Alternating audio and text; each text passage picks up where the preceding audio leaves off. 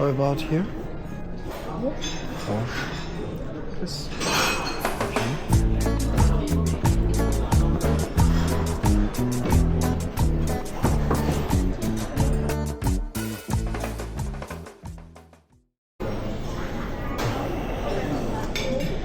Evet, normal yemek de var dostlar. Kahvaltıda gördüğüm kadarıyla bayağı bildiğiniz yemek. Makarna ve napolitan salçası. Şu sarımsaklı ekmeklerden kesin alacağım. Meyveler. Salatalar. Siyah ekmekler. Evet, gayet iyi. Şimdi bir şeyler almaya başlayalım. Şu sarımsaklı ekmeğe bayıldım arkadaşlar ya. Ben biraz daha böyle salata ağırlıklı yiyorum. Yani güzel bir sabah kahvaltısı oldu. Güne iyi başladık.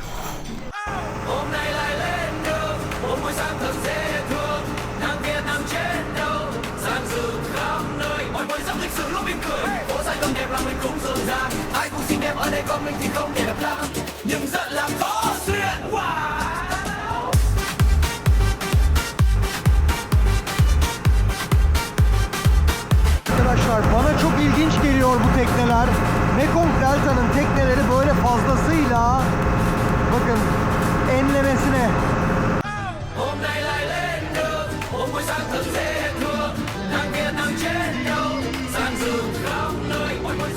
Yeni bir pazara geldik. Ben Tao An Bin diye geçiyor.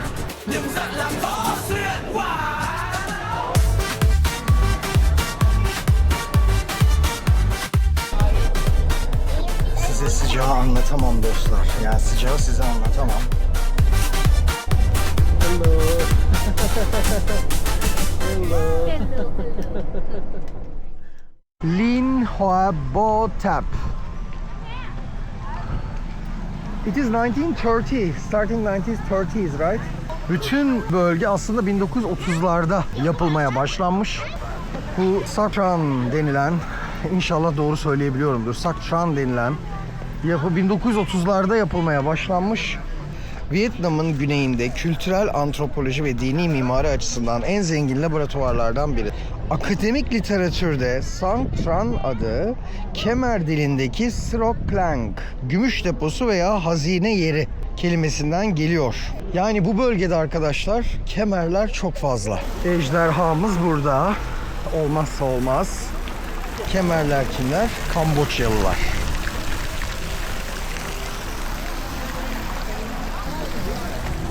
Evet, şimdi içeri doğru devam edelim arkadaşlar. Ama bölgenin, yani bütün bölgenin kuruluşu aslında böyle 1930'lardan bu yana parça parça devam ediyormuş. What is your name? My name is Tolga. And you? Hello. And your name? Hello. And Hello. your name? Wonderful. Evet dostlar, şimdi Vietnam. Vietnam. Oh, wonderful. Bye bye. Bye bye.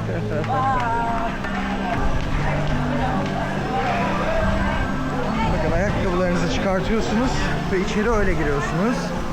Birazdan gireriz. İlk olarak şöyle bir yürüyelim dedik. Theravada Budizmi kelime anlamı olarak yaşlıların öğretisi demek arkadaşlar. Budizmin günümüze kadar ulaşan aslında en eski fakat en muhafazakar koludur bu. Bu öğreti Buda'nın orijinal konuşmalarını içeren Pali Kanon metinlerine sıkı sıkıya bağlıdır. Hemen hemen hiç yorum yapmaz, yenilik taşımaz. Yalnız ister eski gelenekleri olsun, ister şimdiki gelenekleri olsun, hepsi de o kadar tatlılar ki, bakın ben şortla geziyorum. İçeride bazı mini etekli turistler de var. Hani katı falan dediler ama hiç öyle bir tavırları yok. Gerçekten de inanılmaz derecede insanı olduğu gibi kabul ediyorlar. Yani kendi inançları, kendi tanrılarının önüne bir set çekip de onu korumak için, yani herhalde aciz bir tanrıları yok. Aciz bir tanrının korumaya ihtiyacı vardır. Gerçekten de bu insanların tanrıları o kadar özgüvenli ki ne olursan ol o şekilde gel diyor yani. Gerçekten de bunu görmek çok enteresan. Theravada Budizmi, bireyin kendi çabasıyla kurtuluşa ermesine odaklı. Diğer büyük kol olan Mahayana Budizminde başkalarına yardım eden Bodhisattva figürleri ön plandayken, Theravada'da asıl amaç kişinin cehalet ve arzularından arınarak Arhat mertebesine ulaşması, yani Nirvana'ya varmasıdır.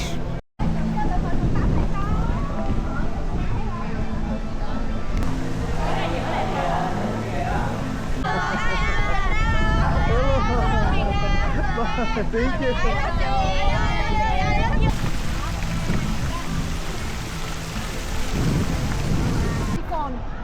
Okay. Arkadaşlar sadece 30 dakika veriyorlar. Yani burası için aslında yetmez. Oh. Bu turların hepsini böyle bilmiyorum ama bu tur ciddi problemli bir tur. İnsanlar çok tatlı ama düzenleme olsun. Sadece 30 dakika olsun. Of. Yani tura katılmak hiç bana göre değil, öyle söyleyeyim. Hiç bana göre değil. Böyle özgür gezeceksin. Buraya geldiğinizde kesinlikle Mekong Delta'ya gerçekten de böyle özgür bir biçimde gelin arkadaşlar. Mümkün olduğunca zaman ayırın, doya doya gezin. Tham quan xong rồi mình lên xe quý vị nha.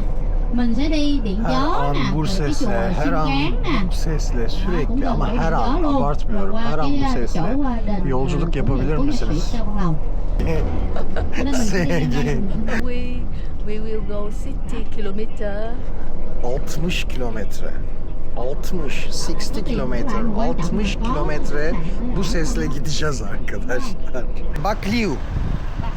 Bakliu diye bir şehirdeyiz arkadaşlar. Mekong Delta'nın küçük şehirleri arasında dolaşıyoruz. Yemek yemeye böyle bir otel noktasına geldik. Otelin özelliği de Bakliu diye bir adam var. Bu adam 1970'lerde ölüyor. 1900'lerde doğuyor. Sanırım Vietnam'da uçak sahibi olan tek adammış. Böyle birkaç tane daha özelliği var. Yani düzenlenen en berbat turlardan bir tanesi ya. Hayatımda gördüğüm diyemeyeceğim çünkü hayatımda 2 tane tur gördüm. Çok tur görmüş de bir adam değilim. Ama ya ben sokak yemeği istiyorum. Kültürün içine girmek istiyorum. Ne işim var bilmem ne. Lüks hazırlanmış yemeklerin içerisinde. Ben sinirden sigara yaktım, yemin ediyorum ya. Sigarayı sağlığa zararlıdır arkadaşlar. İçmeyin. Tôi không muốn ngồi sau lớp kính nhìn cuộc đời trôi qua im lặng, xe biết chạy nhanh qua những nụ cười mà tim tôi muốn dừng lại một chút. Tôi muốn ghé còn hẻm nhỏ kia nơi bà cu đạp xe thật chậm, muốn ngồi nói chuyện với anh bán hàng nghe tiếng cười giữa trời mê cong. Không phải thêm một điểm check-in, không phải lịch trình kín cả ngày. Tôi muốn lạc đường một lần thôi để thấy Việt Nam thật gần. Cho tôi đi bộ giữa rừng xanh, cho tôi ngồi bên dòng Mekong. Tôi muốn hát cùng người xa lánh, muốn sống chậm trong một buổi chiều.